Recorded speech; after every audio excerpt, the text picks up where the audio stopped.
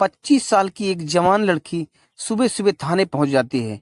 वहां पर पुलिस वालों को देखते ही वो फपक फपक कर रोने लगती है। और दोस्तों, उन सबको वो एक ऐसी घटना के बारे में बताती है कि जिसको सुन करके पुलिस वाले भी दंग रह जाते हैं।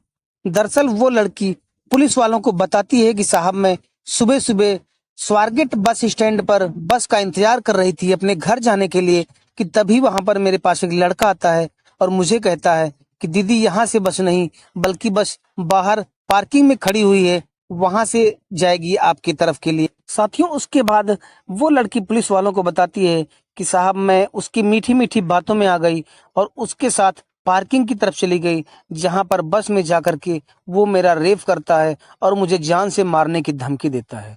दोस्तों, उसके बाद वो लड़की थाने आकर के रिपोर्ट दर्ज कराने के लिए आई हुई थी। लेकिन इसके बाद क्या होता है, किस तरीके से उस लड़के ने इस लड़की के साथ ऐसी हैवानियत की और उसके बाद उस लड़के के साथ पुलिस वाले कैसा बर्ताव करते हैं, आखिर क्या है पूरी कहानी, कहाँ की है ये पूरी घटना, जानेंगे हम इसी वीडियो में।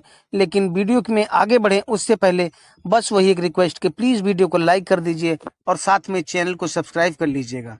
नमस्कार दोस्तों, मैं हूं अभय और आप देख रहे हैं स्टोरी विथ अभय चैनल। साथियों, आज की जो घटना है ये है महाराष्ट्र की, जहां पर एक जिला पुणे होता है। पुणे में एक थाना पड़ता है स्वारगेट। स्वारगेट थाने के पास ही लगभग 150 मीटर की दूरी पर एक स्टैंड पड़ता है, बस स्टैंड होता है स्वारगेट का। साथियों, इसी बस स्टैंड पर 26 फरवरी की सुबह से लगभग 5:30 बजे की बात होती है कि एक लड़की आकर के स्टैंड पर बैठ करके बस का इंतजार कर रही होती। तभी उसके पास एक लड़का आता है और कहता है, दीदी आपको कहाँ जाना है? तो वो लड़की उससे बताती है कि भैया, मुझे सतारा जाना है और वहां के लिए मैं बस का इंतजार कर रही हूँ। वो कहता है कि दीदी, यहाँ से बस आपको नहीं मिलेगी, पीछे पार्किंग में एक बस खड़ी हुई है जो जाने के लिए सतारा तैयार है, आप वहां पर चल करके बैठ जाइए। इस पर वो लड़की कहती है, नहीं भैया, मैं यहाँ से आती जाती रहती हूँ, मेरा अक्सर यहाँ से आना जाना होता है और बस यहीं से मिलती है। इस पर वो उसको अपनी बातों में फंसाता है और कहता है, दीदी मैं यहाँ पे 10 साल से रहता हूँ और मुझे पता है कि वहां से बस जाती है और जाने को तैयार खड़ी है। वो उसको दीदी दीदी कह रहा था, तो उसकी बातों पर उसको यकीन हो जाता है, वो उसके साथ जाने को तैयार हो जाती है। दोस्तों, वो लड़का उस लड़की को लेकर के पार्किंग साइड जाता है जहां पर एक बस खड़ी हुई थी, क्योंकि सुबह सुबह का वक्त होता है तो वहां अंधेरा होता है। तो वो लड़का उस लड़की को कहता है कि दीदी, ये वाली बस जाएगी, आप अंदर जाइए और उसमें बैठ जाइए। इस पर वो लड़की कहती है कि भैया, इसमें तो अंधेरा पड़ा है, यहाँ तो कोई है नहीं, कोई दिख नहीं रहा है, ये बस कैसे जाएगी? तो वो उसको बताता है कि आप वो मोबाइल का फ्लैश लाइट जला लीजिए और अंदर यात्री सोए हुए हैं, क्योंकि रात को देर से बस आई हुई है तो यहाँ पर खड़ी हो गई और उसके बाद यहाँ पर यात्री अभी इसी में सो रहे हैं और बस चलने ही वाली है। दोस्तों, तब उसकी बातों पर यकीन करके वो ऐसी बात कर रहा था कि बिल्कुल लग ही नहीं रहा था कि उसके दिमाग में कुछ गलत चल रहा है। दोस्तों, वो लड़की उस पर विश्वास करके उस बस में चढ़ जाती है और चढ़ने के बाद जब बस में वो जाती है तो मोबाइल का अपने फ्लैश लाइट जलाती है और अंदर देखती है तो कोई यात्री वहां पर नहीं होता है। तभी वो पलट करके देखती है तो वो जो लड़का उसको अंदर भेजा होता है, वो उस बस का अंदर से दरवाजे को लॉक कर रहा होता है। दोस्तों, वो एसी बस होती है, शीशे वगैरह बिल्कुल पैक होते हैं। तब उस लड़की को देखने के बाद वो लड़की उसकी मंशा को समझ जाती है कि उसके साथ कुछ ना कुछ गलत होने वाला है, उसके साथ गलत करने के इरादे से ये लड़का उसे यहाँ ले आया है। वो चिल्लाने लगती है, उसको डांटने लगती है कि मुझे यहाँ से उतरना है। लेकिन इस पर वो लड़का अपनी मनमानी शुरू करता है और पहले तो उसको 2-3 थप्पड़ जड़ता है और उसके बाद कहता है कि अब मैं जैसा कहता हूँ वैसा ही करो, नहीं तुम्हारी जान यहीं पर ले लूंगा। दोस्तों, वो बहुत ज्यादा डर जाती है और उसकी पिटाई खाती है और उसके बाद वो लड़का जिस इरादे से वहां पर उसको लेकर के आया था वो सब उसके साथ करता है और फिर उसके बाद उसको कहता है कि अगर तूने बाहर इस बात को किसी से बताने की कोशिश की तो मैं तेरी जान ले लूंगा। इसके बाद दोनों वहां से बस से उतरते हैं और वो लड़का वहां से फरार हो जाता है और उसके बाद वो लड़की जो है वो जा करके अपना बस पकड़ती है अपने गांव के लिए, सतारा के लिए, और निकल जाती है। तभी वो मेंटली इतना डिस्टर्ब हो चुकी थी कि वो समझ नहीं पा रही होती कि उसके साथ क्या हुआ है और उसको क्या करना चाहिए। दोस्तों, तभी वो लड़की अपने फोन को निकालती है और उसके बाद वो अपने एक दोस्त को फोन करती है और उससे सारी घटना के बारे में बताती है कि मेरे साथ ऐसी ऐसी घटना घटी हुई है। तब वो जो उसकी दोस्त होती है वो कहती है कि तुम बस से वहीं पर उतर जाओ और सबसे पहले जहाँ पर घटना हुई है स्वारगेट थाने में जाओ और वहाँ पर इसकी रिपोर्ट दर्ज कराओ।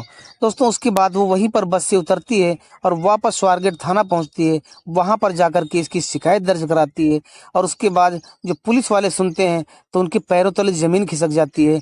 दोस्तों वो तुरंत उस लड़की को लेकर के घटना स्थल पर पहुंचते हैं और वहां पर बस को देखते हैं। वो बताती है कि इस बस में मेरा रेप हुआ था। दोस्तों उसके बाद वहां पर आसपास कई सीसीटीवी लगे होते हैं। तभी एक सीसीटीवी में इन दोनों की वीडियो जो है वो दिखाई दे जाती है कि ये दोनों बस से उतर रहे होते हैं और लड़का किसी और तरफ जा रहा होता है, जबकि लड़की अपना बस स्टैंड की तरफ जा रही होती है। दोस्तों उसके बाद उस लड़के की तलाश की जाती है, खोजबीन की जाती है कि आखिर ये लड़का है कौन। तो उसके बाद दोस्तों उस लड़के का जो शिनाख्त हो पाती है वो पुणे के ही रहने वाला होता है। उसका नाम दत्तात्रेय राजगाड़े होता है। दोस्तों उसके बाद तुरंत पुलिस उसके घर पर पहुंचती है और वहां पर जाती है तो वो जो है एक भजन में शामिल हुआ होता है। दोस्तों वहां पर भजन हो ही रहा होता है कि वो जो व्यक्ति होता है दत्तात्रेय, वो अपने मोबाइल को निकालता है और उसको स्क्रॉल कर रहा होता है कि तभी उसकी मोबाइल पर उसी के फोटो उसके सामने आ जाती है। दोस्तों जब वो देखता है उसकी वीडियो आ गई होती है सोशल मीडिया पर, तो वो घबरा जाता है और वहां से वो तुरंत भाग लेता है। दोस्तों उसके बाद जाकर के इधर उधर टहलता रहता है। 2 दिन तक वो खेतों में कहीं इधर उधर छुप के रहता है। इधर पुलिस उसकी बहुत खोजबीन कर रही होती है, उसको पकड़ने का प्रयास कर रही होती है। पूरा मामला पूरे देश में फैला हुआ होता है। हर तरफ से मांग उठ रही होती है कि जल्द से जल्द इस अपराधी को गिरफ्तार किया जाए। दोस्तों इसी बीच वो भूख प्यास से तड़प रहा होता है। तभी वो 2 दिन बाद जो है जा करके एक जानकार के यहाँ पहुंचता है और उनसे कहता है कि दरअसल भैया मैं 2 दिन से खाया पिया नहीं हूँ, भूखा हूँ, तो क्या हमें आप खाना और पानी दे सकते हैं क्या। वो कहता है कि हाँ बिल्कुल देंगे। वो जो है उसको खाना पानी देता है, लेकिन तभी वो जा करके छुप करके पुलिस वालों को फोन करता है और कहता है कि जिस व्यक्ति को आप लोग ढूंढ रहे हो वो हमारे घर आया हुआ है।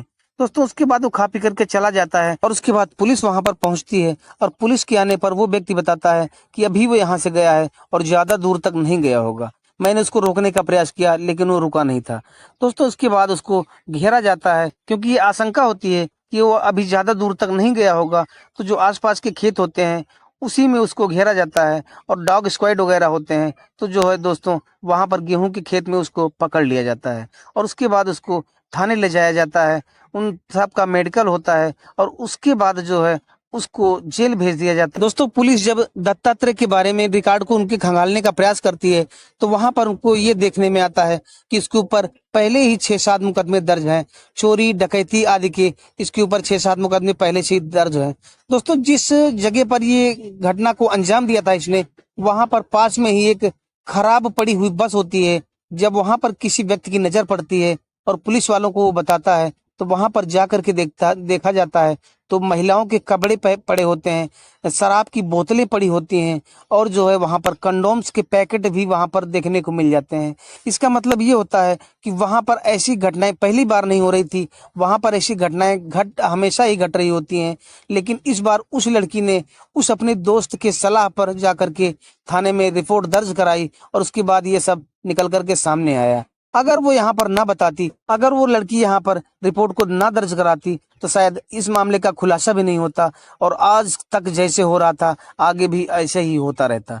दोस्तों आप लोगों को ये घटना कैसी लगी आप लोग कमेंट करके जरूर बताइएगा। ऐसे अपराधियों के बारे में आपकी क्या राय है आप लोग जरूर बताइएगा और वीडियो कहाँ से देख रहे हैं ये कमेंट करके अवश्य बताइएगा।